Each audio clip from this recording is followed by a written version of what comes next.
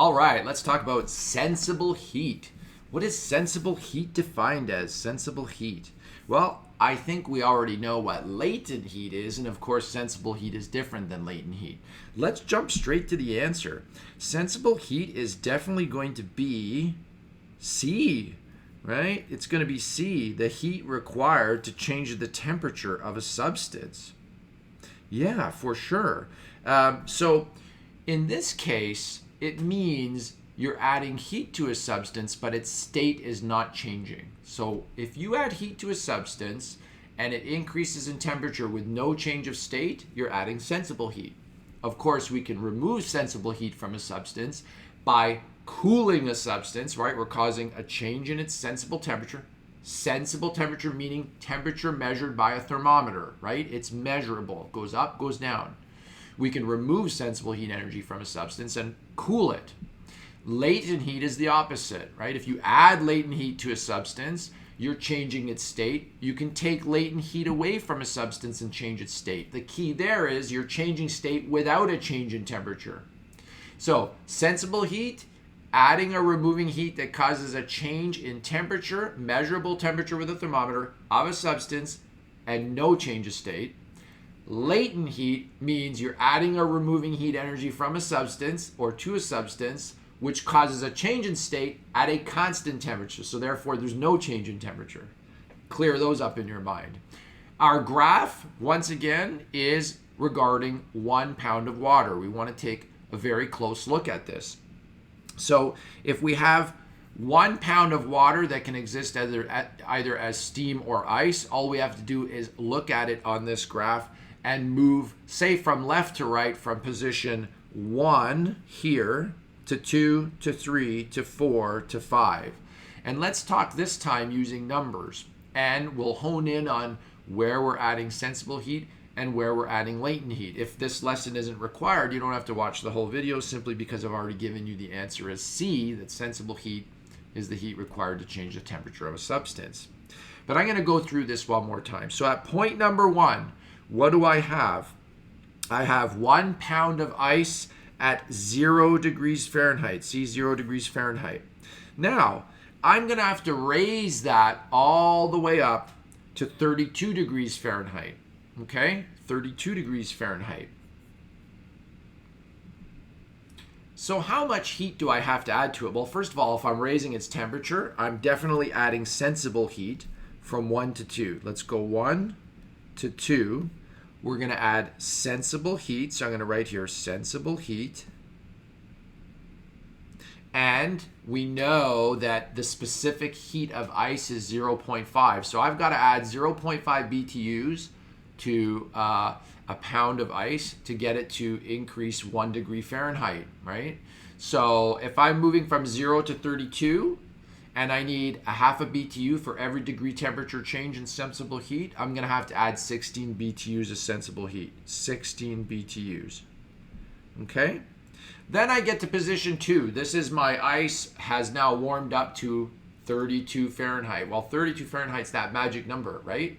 I can either take heat away and cool it below 32 and keep it as ice, or I can add heat to it and cause it to start changing state. So we're moving from left to right, which means we're adding heat to it on this particular graph because we're increasing our BTU content of the 1 pound of ice from left to right.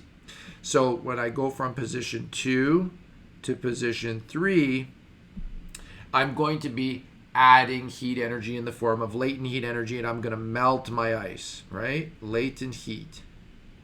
Now, the latent heat of 1 pound of ice, in order to melt it to 1 pound of water, is a fixed number. It's 144 BTU. You got to add 144 BTUs of latent heat to a pound of ice to get it to completely melt to liquid. You should remember that number. Now, we get to position 3. That means all of the ice is melted, right? It's all liquid. So at position 3, if we keep heating it and heating it and heating it by adding more BTUs to it, we're going to be adding more sensible heat. Why? Because now, if there's no more ice to melt and our 100% liquid state of the 1 pound of H2O is receiving more BTUs, the only thing it can do is increase in temperature, which means we're adding more sensible heat to it from 3 to 4. And we're going to raise its temperature from 32 degrees to 212, right? 32 to 212. I mean, once we get to 212, we're going to start boiling. So between 32 and 212 degrees, we're going to add the difference of 180 degrees, 180 BTUs. Why? Well, the specific heat of liquid water is 1 BTU per pound per degree Fahrenheit. So if I'm taking it from 32 up to 212 subtract 32 is 180 BTUs. So you got to add 180 BTUs of sensible heat to warm that water up to 212 Fahrenheit. Now, when we get to 212 Fahrenheit at position 4, we're going to continually add heat, but of course, we're at the boiling point, right? So we got 1 pound now of liquid water at 212 Fahrenheit. We're going to keep adding heat to it. It's going to boil. It's going to change state from liquid to vapor. So once again, from position 4 to 5 on our chart, we're going to add latent heat. And the latent heat of a pound of water, which is boiling to 1 pound of vapor, is a fixed number. It's 970 BTUs. You've got to add 970 BTUs of heat energy to 1 pound of water at 212 Fahrenheit to get the entire pound of water to boil to a vapor. After that, you will have a 100% vapor. You can add as much heat energy to it as you want in order to superheat that steam, right? Or vapor. Water in the vapor form is called steam. And if you're going to superheat it, you're going to need 0.5 BTUs per pound of steam in order to increase 1 degree Fahrenheit, okay? Because the specific heat of steam is 0.5. But again, I think we're very clear now, right, on the difference between sensible heat and latent heat. Sensible heat added to or taken away from a substance means that you can use a thermometer and identify the addition or removal of that heat by seeing a change in temperature on the thermometer. The substance changes in temperature.